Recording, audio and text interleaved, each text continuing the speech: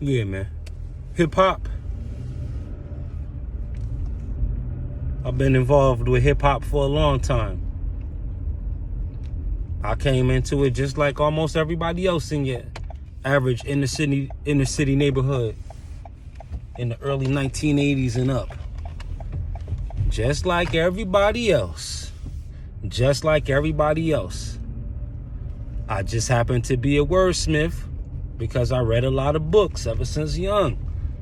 That was my thing. That was still my thing. I just loved to read books. Whatever I could read. It didn't even matter. I could see that, like, whatever I was reading, it would just create movies in my head. So I was already, I was like, yo, if I wanted to watch Scarface, I could pop in the tape or just read the book. Because the book would have like 10 more movies in it.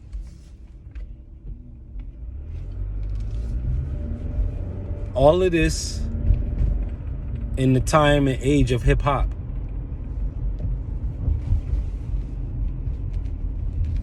So hip hop is, I don't think it's not dead. Although I understand what people are saying, like hip hop is dead. I understand what they mean.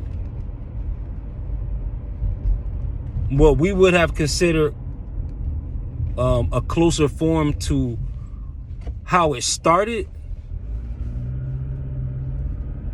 that used to be more of the mainstream, mainstay type of thing. Like you would have more lyricist styled things, even to the point of positive messaging mixed with the lyricism and MCing, which is to say getting a crowd moving, getting a party, all my party people being like almost to the DJ effect, but a real master of ceremonies rendition of MCing. You'd have that mixed with the lyricism, but this would be mainstream. This would be what you would see a lot of the times in hip hop, once upon a time in hip hop.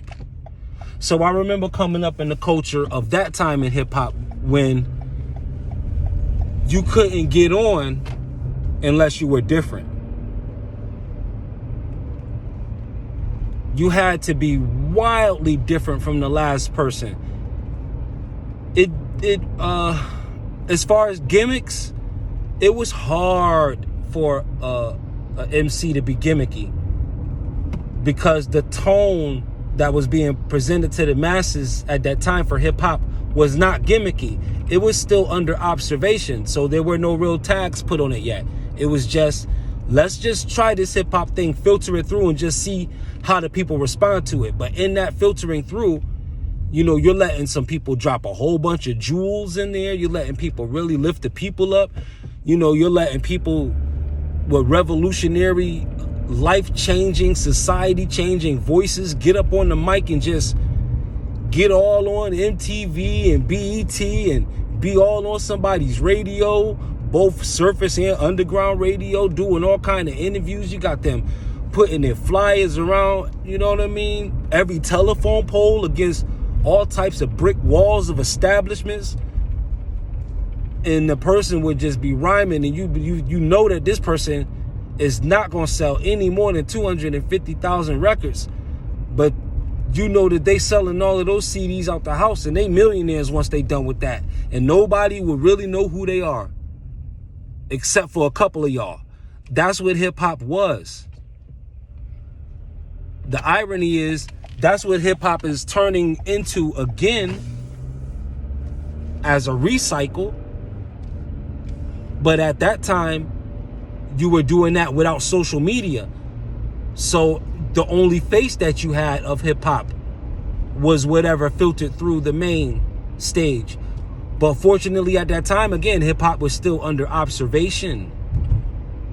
So they was letting all of that stuff come through. There was, a DJ Muggs video on some real underground hip hop boom bap sound will really be in your top 10 somewhere.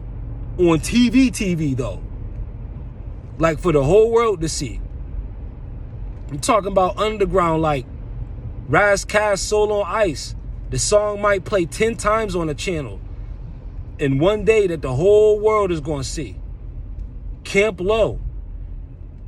It might play on a station that the whole world is going to see. This is what hip-hop was because it was under observation. Once the tags were placed on hip-hop, then you got the changes. Then you got brackets. Okay, now we know it ain't just all lyrics. This is not just poetry. Okay, we got thugs in this. We got gangsters in this. We got riders in this. We got pimps in this. We got shooters in this.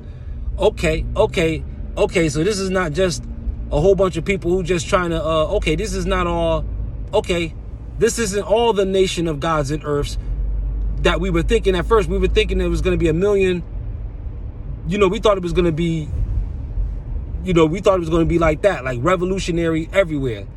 We was expecting a couple hundred Tupacs. We was expecting 60, 70, 80 Biggies. They were planning so far in advance that when they finally started to put tags on it, the people were already caught up in something else. And that was the drug game. The spiciness of the crack epidemic in the 80s was still affecting the gangs in the 90s, which left you with nobody but their generations who was left behind to run the blocks in the 00s, 2000s, 2010s, and then now it's who can rule you with the most bandwidth. So now the block is never on anybody's street. It's on IG Live. That's the block. The block is, Facebook. The block is wherever else you at. The block is wherever else you at. Online and offline, though. Online and offline, though. The hip-hop era I come from, you had to deal with dial-up. We really couldn't even get online for hip-hop reasons. The first couple of MCs that I battled online, I was typing. And he was typing too. And there was real judges and there was real prize money being mailed out. But we was typing. I was like 13. The guys was like 15, 16. It was like some kind of forum, some kind of hip-hop forum, like underground stuff. And we was like really supporting each other with our little, with our little money. We was really doing something. That was the genesis of before everything got online. It was like you had agents in society seeing this and it was like, man, we need to start something else. We need to get some kind of social media going. Look at the regular people. There's superstars everywhere. We can't keep up with all the talent that's on the planet. We can't keep up with all of the gifts. Man, look, if we wait for everybody to try to come kicking the record doors down, there will be no more entertainment, man. Look, we need to open up the channels. And so the channels got opened up. This is not a bad thing. Oversaturation is not a bad thing. You see pictures of Tokyo and you see all of the little, the millions of billboards right in your face. You be wanting to be there. You be like, man, that looks so fun. You ever see it at an amusement park with one light color? You'll be more afraid to go in there. Like if every light for every ride and every cotton candy stand and every game was just pale orange, tangerine, like the street lamps in the hood back in the day. Not the new ones with all the cameras attached, but the old ones. The old tangerine ones. It's like a pale orange. Those street lamps.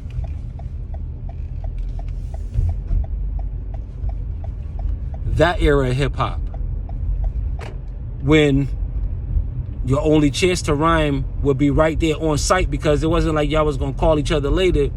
We was all really too young. We ain't have cell phones yet. This is like 1994. And we was only like 12, so we wasn't them guys to be carrying the walkie-talkies at the time, which is what cell phones were. What they had the look of anyway. Or you had to go to the car, just be leaning over in the driver's seat. I mean, we seen ballers do it. But it really be a landline plugged into the car, though. You know, car phone. Yep. Thick cord. Spiral cord. Had to lean in and be talking like, why you in the car so long? Oh, he on the phone. He don't want to be in that, you know what I mean? Like that. That's nothing today. But at that time, you had a long line of people tapping with beepers in their hand like, come on, I got to get back to this. Telephone booth wars. Hip-hop was different. So when somebody said spit something, you had to spit something right that second. If you wanted to seize the moment, you couldn't. How do you know you ever going to run into these guys again later? There was no social media yet. It was like, nah, you had to go in right then. And at that time, everybody was so nice. And remember, hip-hop was still being just observed, still in a lot of instances. So everything was being filtered through. You could catch some Mobb Deep, some Shook Ones. You could catch some real underground stuff. I mean, you could catch. They was letting it all go because they was still trying to see what hip-hop really was, you know. So all of that stuff was on there. So folks was ready to rhyme. It didn't even matter if they didn't know how to. They would rhyme. And to this day, in the hood, no matter how many ciphers I've been involved in, I never ran into anybody in the hood who didn't know how to rhyme. And a lot of them were not rhymers and did not go on to be rhymers, never rapped a song, never rapped a verse in their life outside of that day. But in that cipher, they was nice because that was the power of the moment. So that was my experience in hip hop. You know, feel free to drop yours in the comments if you come from another era of time in hip hop. This is not saying my time is better or worse. These are just observations. And, you know, just going down memory lane a little bit. Super T Sigma, Sigma Programming. Thanks again for your support on the hip hop side of things also. Peace.